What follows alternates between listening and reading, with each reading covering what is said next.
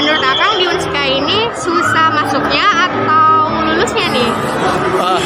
Kalau menurut saya dari pribadi saya sendiri, keduanya memang susah, tapi gak ada yang dibilang susah sih kalau kita terus berusaha mah. Kayak kemarin saya masuk lewat jalur mandiri, kebetulan di SNMPTN gak keterima dan SBMPTN gak diterima. Jadi saya masuk lewat jalur mandiri. Kemudian untuk lulusnya itu tergantung dari pribadi masing-masing. Apakah kita tekun dalam menjalani setiap tugas-tugas yang ada yang diberikan oleh dosen, dan pada saat saat mengerjakan skripsi kita juga harus benar-benar niat dan tekun dalam menjalaninya gitu. Misalkan masuk keluar itu tergantung orangnya ya deh ya. Karena kalau masuk itu susah juga sekarang karena udah negeri nih.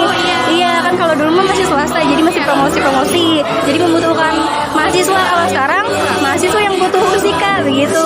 Kalau untuk keluar itu tergantung kitanya. Kalau misalkan kita niatnya cepat keluar ya pasti cepat, tapi kalau kita leha-leha ya siapin aja UKT-nya.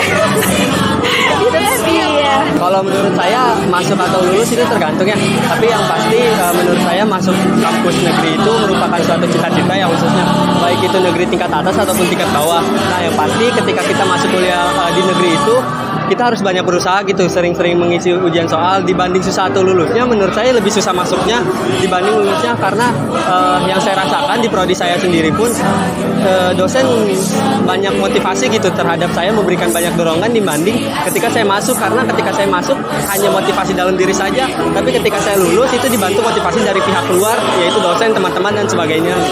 Oke, langsung ke pertanyaan kedua ya Teh.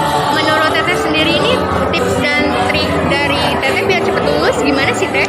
1. Niat, 2. Yakin, 3. Usaha. Itu 3. Rajin-rajin cari sumber, rajin-rajin cari bahan-bahan yang akan diteliti, rajin-rajin cari masalah ya.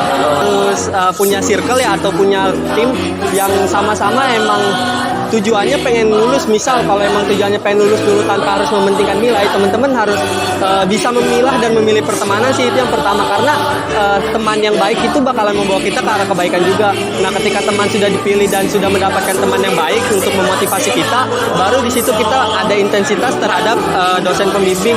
Nah usahakan, menurut saya ketika melakukan bimbingan yang skripsi yang semester akhir lakukan, usahakan bimbingan dilakukan dengan cara face to face gitu, dari dosen ke mahasiswa secara langsung tanpa virtual. Karena dari situ kita mendapatkan sedikit sinyal, mungkin dalam pembelajaran itu ada sinyal, jadi pemahaman terkait teori itu lebih mudah dan lebih cepat gitu dibanding kita secara virtual. Itu sih tips and triknya menurut saya. Makasih banyak ya Kak. Selamat hari kelulusan. Terima kasih. Berkah ilmu